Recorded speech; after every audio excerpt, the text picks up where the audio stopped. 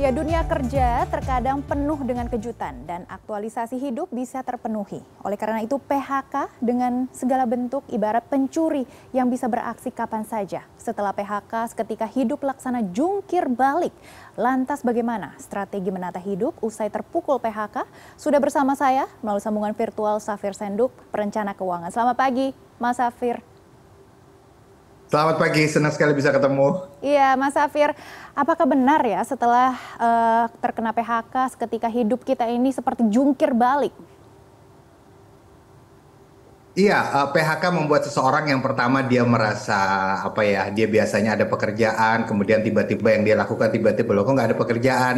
Dia biasa yang kedua dia biasanya ada anak buah, kemudian kok loh kok tiba-tiba nggak ada anak buah gitu ya. Kemudian yang ketiga adalah dia ada sesuatu yang rutin dilakukan, kemudian kok tiba-tiba nggak ada yang dilakukan. Kemudian yang keempat juga ini yang paling penting dari segi keuangan gitu ya.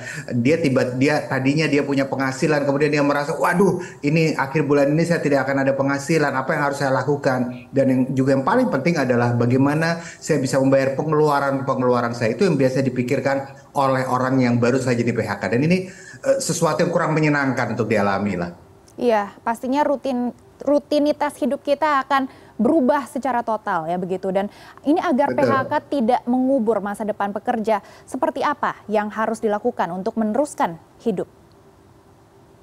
Saya bisa membayangkan ya kalau orang sakit itu ya yang paling enak adalah orang itu ketika sakit begitu sakitnya masih belum parah dia datang ke dokter. Tapi banyak orang dia tunggu sakitnya parah baru dia datang ke dokter. Sama juga ketika seseorang itu dia bekerja sebagai karyawan, ketika posisinya masih aman, ketika posisinya masih enak, itu adalah saat-saat terbaik untuk dia menyiapkan dana. Apa yang namanya dana? Yaitu dana darurat, yaitu dana yang bisa dia gunakan untuk berjaga-jaga untuk membayar pengeluarannya kalau terjadi sesuatu dengan penghasilannya seperti PHK misalnya. Nah, kalau dia memiliki tabungan, dia memiliki dana darurat, maka ketika PHK itu terjadi, dia bisa membayar pengeluaran-pengeluarannya dari dana darurat yang dia miliki.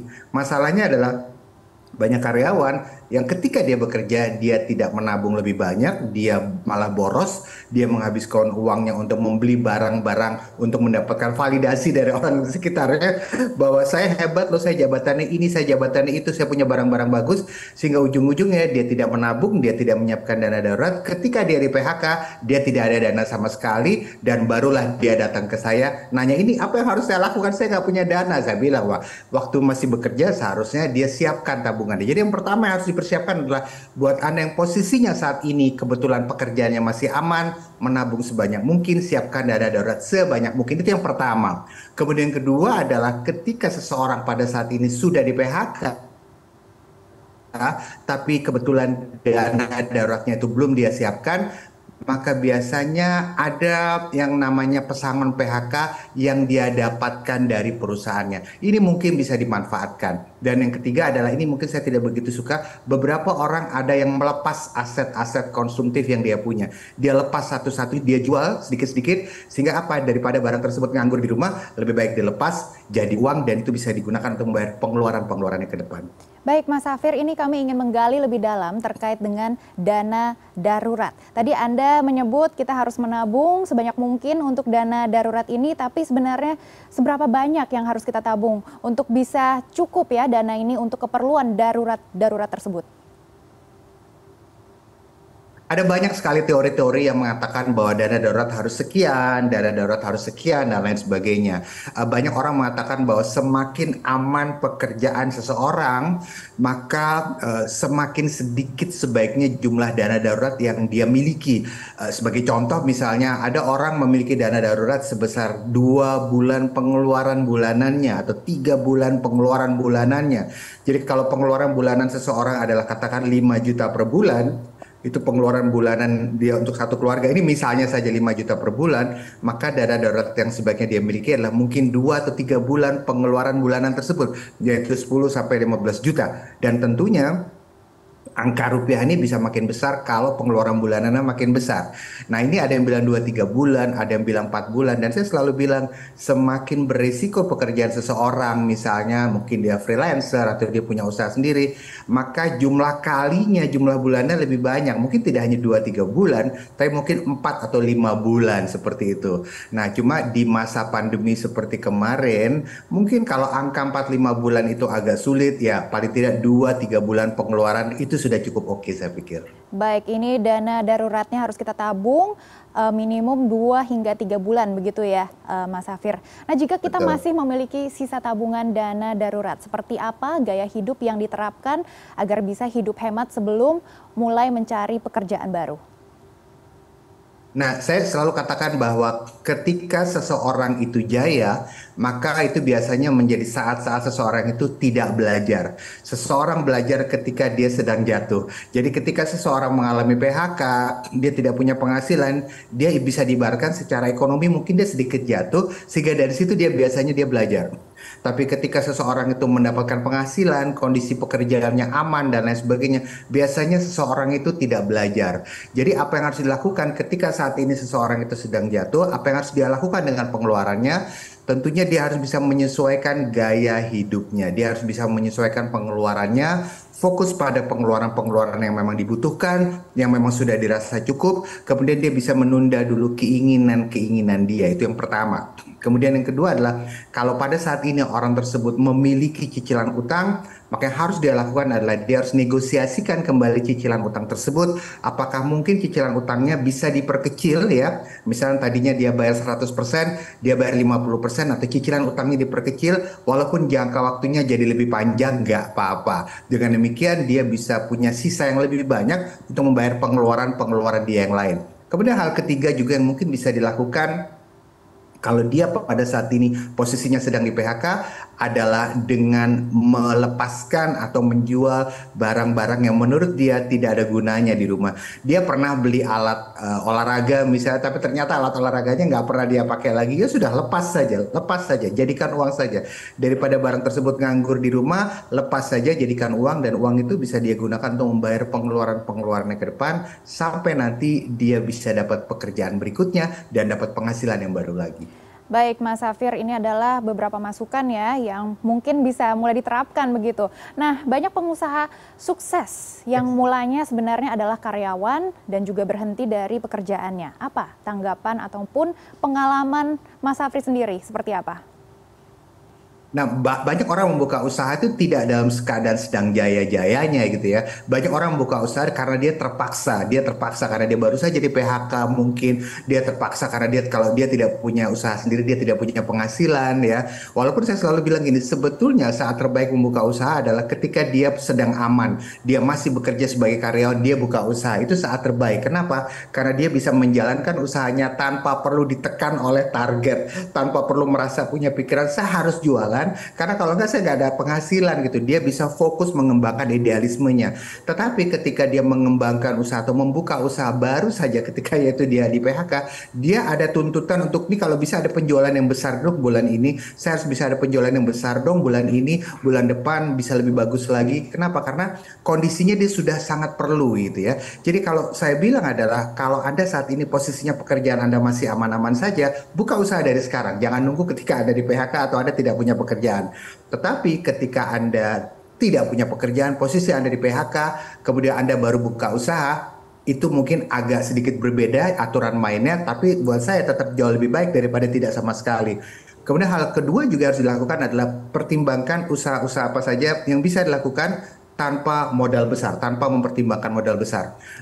Dia bisa mempertimbangkan usaha-usaha yang mungkin modalnya tidak terlalu besar. Dia bisa pertimbangkan mengambil barang dengan aturan sedikit konsinyasi misalnya, atau dia bisa bekerja sama dengan teman-teman lain yang punya keahlian yang lebih baik dari dia. Dia bisa bekerja bersama.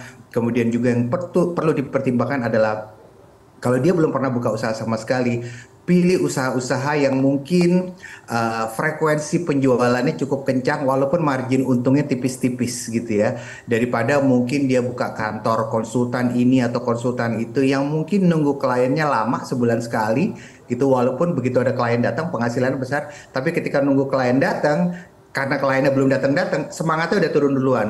Tetapi ketika dia buka usaha yang frekuensi jual belinya kencang, walaupun marginnya tipis-tipis, dia semangatnya bisa tetap terjaga. Jadi sekali lagi buat mereka yang ingin buka usaha, tapi selama ini belum pernah buka usaha, pertimbangkan buka usaha yang cash flow-nya cukup kencang, volume penjualannya tinggi, walaupun margin untungnya tipis-tipis. Supaya semangatnya tetap terjaga. Baik, Mas Safir, ini tadi Anda juga menyebut beberapa yang mungkin cocok begitu ya untuk mungkin pekerja saat ini bisa mulai mencoba bisnis baru. Nah, usai terkena PHK, jenis bisnis yang mungkin kalau misalnya kita lihat tren global ataupun tren bisnis saat ini yang patut bisa dicoba bagi korban PHK ini seperti apa? Mungkin yang lebih jelas begitu ya, bisnis seperti apa? Ya, Misalnya beberapa. kayak F&B Ya, ataupun online, ya. apapun, Mas Safir.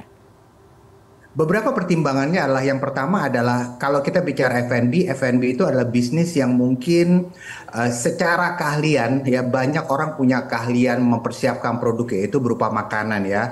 Kalau Anda seorang pria mungkin Anda bisa masak atau istri Anda bisa masak. Secara produk bisa dipersiapkan. Tinggal seseorang dalam bisnis F&B yang harus dia lakukan adalah bagaimana manajemennya, kemudian manajemen bahannya, manajemen harganya, bagaimana marketingnya. Karena umumnya adalah banyak orang dia sudah bisa mempersiapkan produk yang bagus yaitu masakan, tinggal apakah masakan itu enak atau tidak. Dan buat mereka yang ingin terjun ke bisnis F&B atau bisnis masakan ya, sekarang ada banyak sekali kursus-kursus yang mengkhususkan diri pada bagaimana mempersiapkan makanan yang memang khusus untuk dijual. Jadi bukan makanan untuk dimakan aja, tapi makanan yang khusus untuk dijual sehingga kita bisa mendapatkan pelajaran juga di kursus itu tentang bagaimana menentukan harga jualnya, bagaimana mempersiapkan makanan yang murah tapi enak dan seterusnya. Itu hal pertama itu F&B. Kemudian kedua adalah yang mungkin bisa dipertimbangkan adalah seperti yang saya bilang, banyak di antara para korban PHK ini yang mereka tidak memiliki modal besar. Tapi mereka ingin usaha. Maka hal kedua yang mungkin bisa dipertimbangkan adalah terjun ke profesi perantara, broker. Dan di Indonesia ini umumnya ada dua macam broker yang mereka, atau dua atau tiga macam barang jualan broker yang memang hasilnya cukup baik. Yang pertama itu adalah properti ya. Dengan menjadi broker atau perantara jual beli properti, kita enak sekali. Kita tidak perlu banyak modal ya. Yang perlu kita lakukan adalah mencari listingan. Apa itu listingan? Daftar siapa saja orang yang pingin jual rumah ya, kita cari gitu ya. Daftar siapa saja orang yang ingin menyewakan rumah, kita cari, susun daftarnya. Kemudian kita cari pasar ya, kita cari pembelinya, kita cari penyewanya. Broker adalah salah satu profesi atau perantaranya atau agennya adalah salah satu profesi yang penghasilannya besar, tapi modalnya cukup rendah. Yang perlu kita lakukan adalah mencari listingan dan mencari siapa yang mau membeli atau menyewa. Itu kedua broker. Kemudian properti itu barang jualan pertama hasilnya cukup besar. Kemudian kedua adalah kendaraan ya. Kendaraan ini juga luar biasa, ketika terjadi satu kali aja terjadi transaksi komisinya cukup lumayan. Dan agen asuransi itu juga broker, dia juga agen, dia perantara, dia menjadi perantara yang menghubungkan perusahaannya dengan customernya ya. Tiga barang jualan ini angkanya cukup besar, jadi properti, kemudian kendaraan, kemudian juga asuransi atau agen asuransi. Kemudian ketiga juga hal yang bisa dipertimbangkan adalah mengajak teman-teman yang punya keahlian berbeda-beda untuk menjalankan usaha bersama, dan usaha bersama ini bidangnya bisa macam-macam. Tapi sekali lagi seperti yang saya bilang, F&B itu makanan ini luar biasa sekali perkembangannya di Indonesia, dan sekarang kuncinya saya pikir adalah bagaimana caranya kita bisa menjual makanan yang memang enak ya. Misalnya gini, di Indonesia misal yang populer itu ayam. Ya sudah, kita bikin aja ayam seperti apa misalnya, ayam yang belum pernah ada. Mungkin kalau dulu kita kenal ada ya ayam geprek, mungkin sekarang yang belum pernah ada ayam banting-banting misalnya. Ini tidak harus seperti itu ya. Tapi orang populer dengan ayam, tinggal bagaimana ayamnya itu bisa kita bikin sesuatu yang unik, sesuatu yang berbeda yang orang belum pernah dengar, itu akan membuat seseorang atau masyarakat penasaran dan mencoba merasakan makanan itu. Baik, yang penting kita harus tetap semangat dan pasti ada jalan keluarnya. Terima kasih Mas Safir atas strateginya dan sudah bergabung bersama kami di CNN Indonesia Business dan Referensi. Terima kasih, selamat pagi.